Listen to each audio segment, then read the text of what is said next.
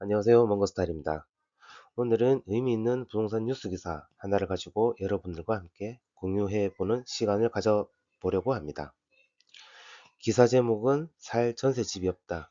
금리 압도한 공급 가문에 등 떠밀리는 생존 매수라는 기사 제목입니다. 서울 아파트 이야기입니다.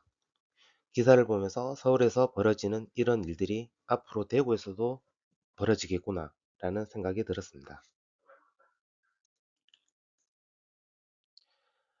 기사 내용을 간단히 요약하면 이렇습니다. 최근 서울에서는 강남이나 서초보다 노원구, 도봉구, 강북구 같은 중저가 지역이 더 강한 상승세를 보이고 있다는 것입니다. 그동안 얼죽신, 양극화만을 치던 많은 사람들의 이야기와는 조금 다른 흐름이 나타나고 있는 것입니다. 그런데 지금 서울은 상대적으로 저렴한 지역들이 더 강하게 움직이고 있습니다. 왜 그럴까요? 기사에서는 그 이유를 전세난에서 찾고 있습니다. 전세 물건이 부족해지고 전세 가격이 오르면서 세입자들이 매매 시장으로 이동하기 시작했다는 것입니다. 집값이 오를 것 같아서 산 것이 아닙니다. 투자를 하려고 산 것도 아닙니다. 살 집이 없어서 산 것입니다.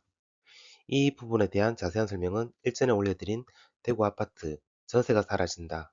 결국 대세 상승이라는 영상을 참고해 주시면 감사하겠습니다. 현재 대구 아파트 시장을 움직이는 가장 큰 힘은 실수요자입니다. 그리고 실수요자는 예산이라는 한계를 가지고 있습니다. 최근 현장에서도 비슷한 모습들이 관찰되고 있습니다. 불과 1, 2주 사이 특정 지역의 전월세 매물이 모두 소진되거나 전월세 매물이 사실상 제로가 되는 사례가 나타나고 있습니다. 또 어떤 단지에서는 전세 매물 하나를 가지고 여러 사람이 동시에 경쟁을 하는 경우도 있었고, 집도 보기 전에 가계약금을 먼저 입금하는 사례도 심심치 않게 들리고 있습니다. 물론 아직 시장 전체를 대표한다고 보기에는 어렵습니다. 하지만 분명한 것은 일부 지역에서는 이미 전세 물건을 구하기가 쉽지 않아지고 있다는 점입니다. 결국 사람들은 자신이 살 수 있는 집을 찾게 됩니다. 예를 들어 범무동이 너무 비싸지면 만촌동을 보고, 만촌동이 너무 또 비싸지면 또 인근이 더 저렴한 다른 지역을 봅니다. 결국 사람들은 자신이 감당할 수 있는 가격대의 집을 찾게 됩니다. 서울도 마찬가지입니다. 강남과 마영성을 포기한 수요가 노원구로, 도봉구로, 강북구로 이동하고 있다는 것입니다. 그런데 저는 이 모습이 낯설지는 않습니다. 대구도 과거에 똑같은 과정을 겪었기 때문입니다. 2010년 상승장도 그랬고, 2017년 상승장도 그랬고, 2020년 상승장도 마찬가지였습니다. 항상 핵심지가 가장 먼저 움직이고, 시간이 지나면서 중간급지가 움직였습니다. 마지막에는 외곽 지역까지 상승이 확산되었습니다. 지금 이 시간에도 많은 사람들은 이야기합니다. 대구 아파트는 끝났다. 좋은 곳만 오른다. 외곽은 안 된다. 구축도 안 된다. 하지만 과거 시장은 항상 그렇게 움직이지 않았습니다. 상승장은 항상 생각보다 훨씬 더 늦게 퍼졌었습니다.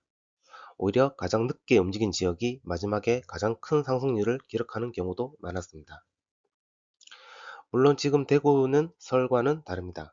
아직 미분양도 많고 공급의 영향도 남아있습니다. 하지만 한 가지는 분명합니다.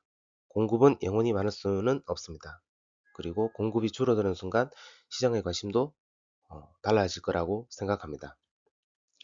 이번 서울 아파트 기사에서 제가 본 것은 집값 상승이 아닙니다. 수요의 이동입니다. 사람들이 더 이상 가장 좋은 집을 찾는 것이 아니라 자신이 살 수 있는 집을 찾고 있다는 점입니다. 그리고 그런 움직임이 중저가 지역의 상승으로 이어지고 있습니다.